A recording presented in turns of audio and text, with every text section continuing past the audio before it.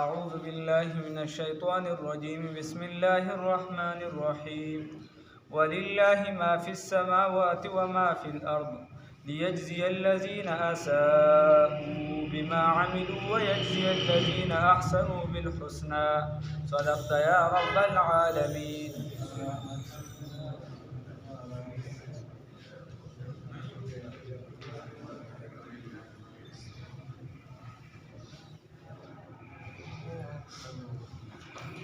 مخکې ذکر وشو د الله رب العزت د توحید د اثبات او د شرک د رد او د هغې نه پس بیا د جزای عمل ذکر وشو او د نیکو د بدو دپاره اصول الله رب العزت ذکر کړو. بیا رسول الله صلی الله علیه وسلم ته وفرمیل چې کوم خلک زما د قرآن نه مخ واړي نو ته د دې نه مخه واړه. اوس الله رب العزت تصرف یادی او اختیار یادی چې اختیار کلی دا ثابت دی چا لره؟ الله رب العزت لره. اختیار کلی ثابت دی چا لره؟ الله رب العزت لره. نو هغه تذکره ده الله فرمای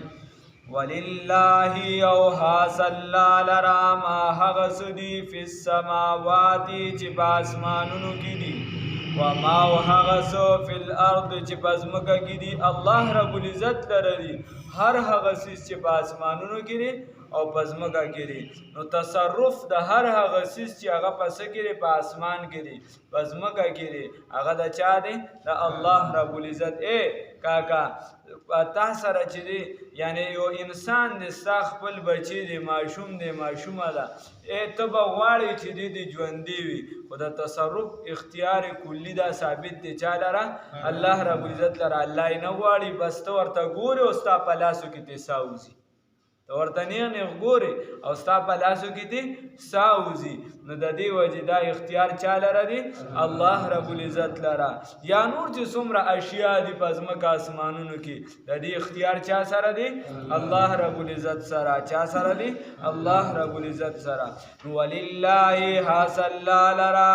الله لره دی ما هغه څه فی السماوات چې په اسمانونو کې دي وما او هغه څه فی الارض چې په ځمکه کې دي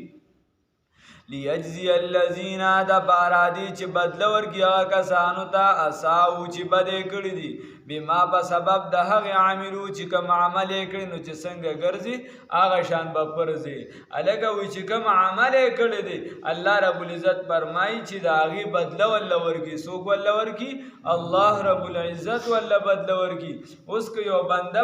بل چاله بدله ورکوي نو د بنده بدله ناقصه هم راتلی شي. یو کس به تا سره امداد کړي یا ښېګړه به کړي د 1000 روپو، یو کس به تا له عزت برقرار ساتلی نو د عزت قیمت خو د سره شته نه بل څه وی بل څه وی. نو ته چې د هغې بدله ورکوې شاید چې دا ناقصه وي کمزورې ته ورکوې اگر چې تا د تحفې په مقابله کې سم ورکړه نو دا اوچته خبره ده ځکه حدیثو کې راځي. خو لیکن د هغه د تحفې په حساب یا د هغه د ښېګړې په حساب به دا ناقص وي. لیکن الله رب العزت چې انسان له بدله ورکوي د نیکې نو هغه په څو چنده زیات وي او که دې بدي وکړي نو دغه بدي په مقابله کې چې ورکوي نو د هغې عذاب ورکړي، زیادت پې نه کوي الله رب العزت. نو الله فرمایي لیجزی الذین دا پارا دی چې بدله ورکړي هغه کسانو ته اساءوا چې بدې کړي دي بما په سبب د هغې عملو چې کوم عمل یې کړی دی. کاکا چې کوم عمل وکړي بد الله وایي د پاره دی چې د دې بدله ورکړی شي. ویجزي الذین او د پاره دی چې بدله ورکړی شي هغه کسانو ته احسنو چې نیکي کړې ده بالحسنى په جنت سره. او چې چا نیکي کړې ده چې الله رب العزت هغه له بدله ورکړي په نیکۍ سره نو څه ورکړي؟ جنت ورکړي. الله رب العزت تیرا نصیب کړي. ها جنت ورکړي الله رب العزت د خپلو بندګانو لره دا جنت چې دی دا ساتلی دی د مسلمانانو له ساتلی دی. الله رب العزت تیرا نصیب کړي. الله بیا فرمایي اوس الله د دې صفات ذکر کوي چې دا کم کسان نیکی کوي دا کم خلق دي دا نیکان کم خلق دي. نو الله وایي هم الذین دا هغه کسان دي یجتنبون چې اجتناب کوي ځان ساتي کبائر الاثم دا غټو ګناهونو نه والفواحش او د فحاشینا الا اللمم مگر هغه چې لودګي رسیدلی وي هغو ته مخکې یا الا لمن مگر صغیره گناهونه په بعضې وختونو کې ان ربک یقینا رب ستا واسع المغفرت پراخ مغفرت والا دی هو اعلم دغه الله رب العزت ډیر پوهه دی بكم پتا سو باندې اے کاکا ته بزان خو پوهیږي ته بزان خو پوهیږي الله رب العزت در باندې پوهیږي الله وی الله پتا سو خو پوهیږي الله رب العزت پتا سو خو پوهیږي هو اعلم بكم دغه الله رب العزت پتا سو خبویږي اذ انشاکم ولی چې تاسو زکه چې تاسو پیدا کړی من الارض د دې ځمکې نه اصل چې کوم دی د خاورې الله رب العزت تاسو د خاورې نه لومبنې بنیادي انسان پیدا کړی دی ابتدا د هغې د دغې نه شوې ده نو الله رب العزت ستا په دغه ماده په دغه خاوره باندې پوهیږي په اصل باندې او بیا الله رب العزت چې دا انسان د بل انسان نه پیدا کوي نو الله رب العزت په دغه باندې پوهی دی چې دا کمې منی وغیره د یو بل سره یو ځای کیږي یا دا کومه منی نه ته پیدا کیږي په دغه الله پوهی دی نو د دې وجستانه الله رب العزت پتا زیات پوهیږي الله فرمای ان ربک یقینا رب ستا واسع المغفرت پراخ مغفرت والا دی الله رب العزت پراخ مغفرت والا دی ځکه چې الله رب العزت پتا باندې ستانه خو پوهیږي اذ انشاکم زکه چې تاسو پیدا کړی اذ انشاکم زکه چې تاسو پیدا کړی من الارض د ځمکې نه هو اعلم بكم هغه ډیر پوهه دی پتا سو ولی زکه چې تاسو پیدا کړی د سنا د ځمکې نه و اذ انتم او زک او په کوم وخت کې چې وې تاسو اجنتون جنین پټوي فی بطون امهاتکم په خېټو د میندو کې تاسو چې د موریانو په خېټو کې لا پټوي نو الله رب العزت ته هم علم پتا سو باندې مور او پلار ته شکو چې یاره جمدی به پیدا شي کمړ به پیدا شي پیدا بشي څنګه پیدا بنشي او الله رب العزت ته څه شي دی الله رب العزت چې دی هغه عالم دی او انسان دی د په اختیار کې هیڅ هم نشته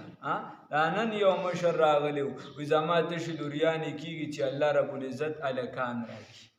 او د چا لوریان هم نه کېږي د سره نه زوی کېږي نو څوک د زوی په طلب کې څوک د لور په طلب کې څوک وایي چې هر څه راته میلو شي خو چې بچی مې وشي دا د چا اختیار دی د الله رب العزت نو ګوره انسان د خپل ځان باندې دومره اختیار نه لري چې یو څیز خو پیدا کېږي صرف د هغې هیئت او شکل بدل کړي اصل یې بدل کړي نور خو شته ماده خو پرته ده لیکن الله رب العزت ته دغه دننه فیکټرۍ کې اختیار هم شته او الله یې جوړوي هم او الله یې چې ژوندی راوباسي نو ژوندی راوباسي او که مړی راوباسي مړی الله فرمایي وَإِذْ أَنْتُمْ په هغه وخت کې اجنتون چې تاسو پټ وئ په بطون امهاتکم په هغه خېټو د میندو کې ښه نو ګوره دا هغه سلسله ده د انسان د پیدایش نو ما درته بنیادي انسان د خاورې شو بیا که ورپسې ته څومره منی وغیره اخلي نو د هغې نه چې د انسان دی او په خېټه کې پټ دی نو په دې دواړو سلسلو باندې څوک پوهه دی الله رب العزت بیا الله رب العزت چې د ده دا صفات نو چې ته الله رب العزت دغه سلسلونه راتیر کړي دغه سلسلونه راتیر کړي نو پکار دار چې ته خالق او مالک خپل پیژنې د دې په ځای چې ته بل چا پسې روان شي بل چا ته ټیټ پاس شي بل چا چې دغه احکامات په ځان لاګو کړي د هغې نه په طریقو لاخه ده چې احکامات د چا لاګو کړو په ځان باندې د الله رب العزت د چا لاګو کړو د الله رب العزت لږ اواز وباسئ نو دا خوب به هم درنه انشاءالله تختی ښه احکامات د چا په ځان لاګو کړو د الله رب العزت ښه دا د الله د رضا دپاره آواز وباسئ ښه نه موږ پیسې ورکوو مه پې تاسو تنګېږئ نو د دې وجې الله بل ځای الله رب العزت سورة النساء کې فرمایي ان تجتنبوا کبائر ما تنهون عنه نکفر عنکم سیئاتکم وایي که چېرته تاسو د غټو ګناهونو نه ځان بچ کوئ نو دا واړه ګناهونه به موږ ستاسو نه وریجو الله یې صفت ذکر که که نه دا نیکان هغه خلک دي چې دا څه کوي د غټو ګناهونو نه بیا ځان بچ کوي ودرېده مګر معمولی که چاته هوا یا الودګي ور رسېدلي وي یوه یا صغیره ګناهونه دې په بعضې اوقاتو کې کېږي نو دایي ورته بیا موږ څه کوو ان ربک واسع المغفره الله رب العزت بل ځای فرمایي که چېرته تاسو د کبیره ګناهونو نه ځان بچ کوئ نو دا واړه ګناهونه به دا ستاسو بدل کړو په څه سره په نیکو سره بل ځای الله فرمایي ان الحسنات یذهبن السیئات یقینا دا نیکۍ چې دي دا بدو لره خوري بدې چې دی دا ختمی خو کمې بدې واړه ګناهونه دا ختمی ښه هلکه ستا نه غټ ګناهونه نه کېږي ته ځان بچ کې واړه ګناهونه ته اودس چرندام کې په چرندام سره ستا د لاسو ګناهونه واړه معاف کېږي د سترګو معاف کېږي د خولې معاف کېږي دکه شان چې دی د خپو معاف کېږي دکه شان ته جومات طرف ته قدم اخلي یو قدم باندې دی یوه نیکي الله درکوي یو ګناه دی الله رب العزت معاف کوي یو درجه د جنت طرف ته اوچتېږي الله دې توفیق راکړي خو خبره د توفیق ده البته غټ ګناهونه چې دي نو هغه په توبې سره معاف کېږي الله رب العزت فرمای الا الذين تابوا واصلحوا وبينوا فاولئك اتوب عليهم هغه کسان چې هغې توبه وباسله او اصلاح یې وکړه د ځان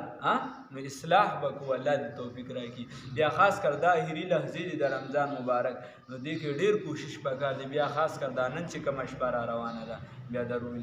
جمعې هم شپه ده او ورسره یې چې د 20 تقریبا حساب ولګو وغیره الله یې توفیق راکړي اوس کبیره ګناهونه څه ته وایي نو کبیره ګناهونو تعریفونه بلا شي دي او حساب علماء په مختلف کتابونه لیکلي چې کبیره ګناهونه کم کم دي دا زده که چې بس په کم ګناهونو باندې وعید راغلی د رسول الله صلی الله علیه وسلم د طرفه د الله د طرفه چې د دې دا سزا ده او لعنت راغلی په کومه ګناه باندې او زجر په کومه ګناه باندې راغلی نو دا غټ ګناهونه دي مثال په طور د مور پلار نافرمانی دکه شان چې دی وایي علی الاعلان یوه ګناه کول غیبت کول چغلي کول دکه شان چې د بل حق واله دکه شان چې دی زنا کول شراب څښل دا چې دی منځ نه کول دا غټ ګناهونه دي داسې نور هم دي الله رب العزت ته موږ بچ کړي دغې ګناهونو نه ځان بچ کول دی امام شاه ولی الله رحمت الله علیه فرمایي وایي د وړو ګناهونو هم نحوست زیات دی خو د غټو ډېر زیات دی هغه وایي د غټو وړو ګناهونو سره هم نحوست عام کېږي په معاشره کې چې کله استقرار دا نیسي دا ګناهونه ځای نیسي خو چې دا غټ ګناهونه دا څومره په تیزۍ سره چې دی دا معاشره تباهۍ طرف ته راځي نو د هغې انسان سوچ هم نشي کولی او امام شاه ولی الله صاحب وایي دا صرف په دیني کارونو کې نه راولي وایي دا د دنیا په معیشت باندې باقاعده اثرات غورځوي او دکه شان ستا په دیني پروګرام باندې ته چې کومې نیکۍ کې کوم تا اصلاحي پروګرامونه روان کړي دا ګناه غټه ګناه کبیره په هغې باندې باقاعده اثر غورځوي یوه او بله ورسره دا امام شاه ولی الله رحمت الله علیه فرمایي څومره چې درجات عالیه وي اوچتې درجې د ارتفاقات والا وغیره چې کوم نظام دی کوم چې د هغه سیسټم دی هغه ذکر کوي په دغې باندې هم باقاعده اثر غورځوي الله رب العزت ته موږ بچ کړي د ګناهونو او تر دې چې انسان بیا داسې حالت ته ورسي امام شاه ولی الله صاحب وایي چې د ګناه اثرات چې دی د ګناه کبیره دا صرف په ده نه کېږي وایي څنګه چې په ده دا نحوست را پرېوځي نو دکه شان په معاشره کې په دو په ځناور یو شان دا نحوست را پرېوځي نو په معاشره کې بګاړ پیدا کېږي دا د دې وجې وایي ځکه الله رب العزت فرمایي چې ولا تفسدوا فی الارض تاسو فساد مه کوئ په ځمکه کې نو فساد مه کوئ په ګناهونو سره فساد مه کوئ الله هم دې بچ کړي یا امام شاه ولی الله رحمت الله علیه فرمایي وایي د دین چې دی یو اهم اصول دی موږ څه وایو هلکه د دین اهم اصول څه شی دی موږ څه وایو هلکه وایي پاکي چې دا حصه د ایمان ده هلکه چاته وایي هلکه ته ګنټه د کور تېره کړه صرف وایي صفایي د ایمان حصه نه نیمه حصه ده شطر او شطر وغیره نیمه حصه موږ ورته صفایي حصه د ایمان ده او ټیک ده خو صفایي حصه د ایمان ده دا د ورله کتلي چې کومه صفایي ده امام شاه ولی الله رحمت الله علیه فرمایي دا شامل دی د انسان ټولو څیزونو ته ستا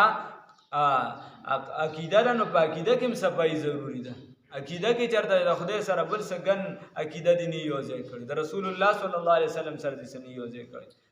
دکه شان چې دی ستا مونځ دی نو په مونځ کې هم صفایي ضروري ده په مونځ کې بل بل څه نه ستا دکه شان زکات دی زکات کې بل بل څه نه سود ورسره نه میلو بل څه نه بل ستا نور ده حتی ستا بیا ظاهرا صفایي ده نو دام ضروري ده حتی ستا ګوره په احادیثو کې راځي ګوره دا لارې مارې نه دي دا موږ چې کوم په اخته یو پکې لارې وغیره دا خان ساتل دا هم ګناه کې راځي د معاشرې د هر یو څیز ته بیا شامل دی لاندې ورپسې راځه خو صفایي نه مراد دا ټوله زندګي ده صرف یو څیز نه دی چې ته به یې د دې ته صفایي وایې چې جامد ښه د ویښه وکړي مخ ښه صفا کړي او ته چې دی نو ویښته د انګریزانو په شان جوړ کړي او بی په ویښتو باندې 1 ګنټه تېرې او په مخ باندې چې دی نو په 2 بجې راپاسې په هغې ګنټه تېره کړي او بس دغه نیمه ورځ ختمه شي کریم هغې باندې هم ډزې کوي الله دې معافي وکړي نو الله تعالی دغه فرمایل ښه الله رب العزت ته موږ دغه سیزون نه بچ کړي وَإِذْ أَنْتُمْ په هغه وخت کې چې وې تاسو اجنتن پټ په هغه وخت کې چې تاسو پټ وې پی بطون امهاتکم د میندو په خېټو کې فلا تزکوا انفسکم نو بس تاسو بڑائی ما بیانوي د ځان صفائی ما بیانوي د ځان احادیثو کې راځي رسول الله صلی الله علیه وسلم د یو ماشوم راوستې شو نو د دې سنوم د رسول الله صلی الله علیه وسلم تاسو کو ای ورته سه برای نوم دی نو برای یعنی ډیر نیکی کوونکی ډیر پاک بازا نو رسول الله صلی الله علیه وسلم الله فرمایل هغه پوېږي هغه مونږ چې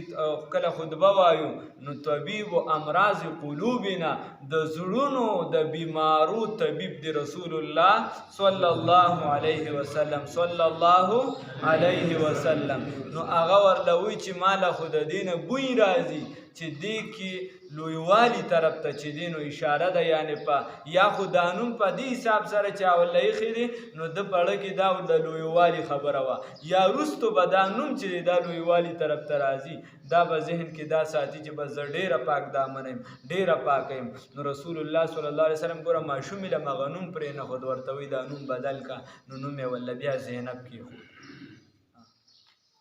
نو د دې وجه سوی وی برنوم بدل کا نو فلا تزکوا انفسکم د خپل ځان بڑای په خپل نه م بیانوي الکه وستا حدیثو کې راځي ستا مه ته څوک ستا چې دې صفاتونه کوي چې ته خو دا وخت علامه ته خو ډېر نیک سړی تور د جنان زه خو ټیک مو خو ما ته ګورځان جنتی ښکار دونه دا پلان کې خدا دا ګناه کوي هغه د دې چاوا مړه خلک څه کوي ته خو لا ډېر خي نو دل په دې خله کې خورې ورواچي چې دا ستا صفت بیانې مخکې به دې چټاګې آرام کول اوس به چې دې سیر کوي بچا پلان کې ملا صاحب راته وایي چې ته خو ډېر ښه آرام ګناه ښه نه ده اگر چې وړی نیکي ښه ده اگر چې وړی الله دې را نصیب کړي نو فلا تزکوا انفسکم د دې وجه حدیثو کې من راغلی د چا په مخامخ باندې داغه بڑای بیانول داغه خواله بیانول حدیثو کې راځي رسول الله صلی الله علیه وسلم فرمای وی تاسو زما په باره کې د حدیث مفهوم دی د اعتدال نه کار واخلې زما چې کوم حد د اغینه مې مزیاتوي دونه افراط تفرید مکوي لکه څنګه چې يهود او نصارا او د خپل پیغمبرانو باره کې داسې مکه فلا تزکوا انفسکم نو سی بای د کسته د دړې نه د من جوړ کړی نه دا غ چرته وسله چرته ټیک کیږي او چې خان زما حیثیت روغ ورزو زما دا وګالګه الله دې پوي کا بس دا ستاسو د ملګرتیا خپل حیثیت ته پاره کې برقرار اوسېګا د مشره او د استاد خپل حیثیت ته پاره کې برقرار اوسېګا د معاشره او د کلیواله خپل آداب دي پاره کې برقرار اوسېګا هر سړی استاد نه دی هر سړی مشرم نه دی هر سړی کشرمدار چې خپل خپل مقام دی الله دې را نصیب کړي د دې وجه رسول الله صلی الله علیه وسلم یو صحابي دی سیدنا ابو عبیده رضی الله تعالی عنہ د کافرانو یو وفد راغی نو هغه ورته زر ودرېد نو هغه ورلوي سیب او هغه مشران خلک هغه سرداران وي ته ورته کافر ته ودرېد هغه ته موږ رسول الله سلام دا تعلیم نه راکړي موږ ته وی هر چاله داغه په منزله داغه د منزل برابر د عائشہ رضی الله تعالی عنها حدیث دی هر چاله داغه د منزل یعنی د عزت برابر عزت ورکي یو کس په وزیر اعلی لازمي دغه سره یو عہده ده یو دغه خیال وساته دواړه وزیر اعلی او غریب چې په عزت نفسانی چې کم دي انسانی چې کم عزت پای کې به فرق نه وي او په مرتبه کې به فرق دکه شان یو بستا پلار وي او یو بستا زوی وي نو ته چې زویم د کټ سر ته کینو پلارم د کټ سر ته کینې نو فرق بیا څه شي یو به ستا پلار وي یو به د کشر وي نو چې پلار هم تا ته دا نه وي چې موبایل غلط مه استعمالوه او زوی هم تا ته نو فرق بیا څه شي نه پلار به درته وایي چې موبایل صحیح استعمال کا پلار به درته وایي چې بهی دې ځای کې رشته ټیک ته دې ځای کې غلط ده پلار به درته وایي چې بهی دې ځای کې دا ته د ګناه کار کې او دا چې د نیکۍ کار کې پلار به درته وایي چې دا تعلق ستا دپاره ښه دی او دا خراب دی او که نه ته وایې چې نه نه ما ته د پلار څه نه وایي ما ته چې دی نو ورور څه نه وایي مشر ما ته د مور څه نه وایي ما ته د ترور څه نه وایي او زه دې چې دی نو بهی زه دې مشورې ورکوم مشرانو له نو بس بیا کیسه لږه ګرانه لکه شان مشر چې دی هغه به په کشرانو شفقت کوي د هغې به خیال ساتئ به زوره به تیاره په ډانګ نه ختموي بېګاړول به په کور کې هم نه راولي په خاندان کې به هم نه راولي په کلي کې به هم نه راولي الله یې د نیکۍ توفیق راکړي واعلمو دغه الله تعالی ښه پوهه دی بمن په هغه چا باندې اتقا چې تقواداره وي نو هلکه بیا یې دې ته حاجت نشته چې ته ووایې چې ته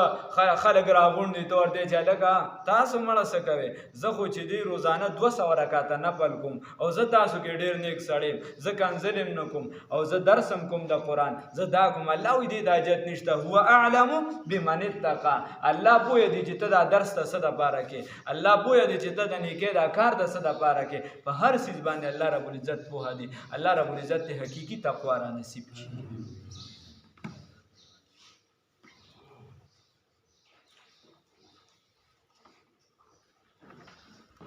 ليلة القدر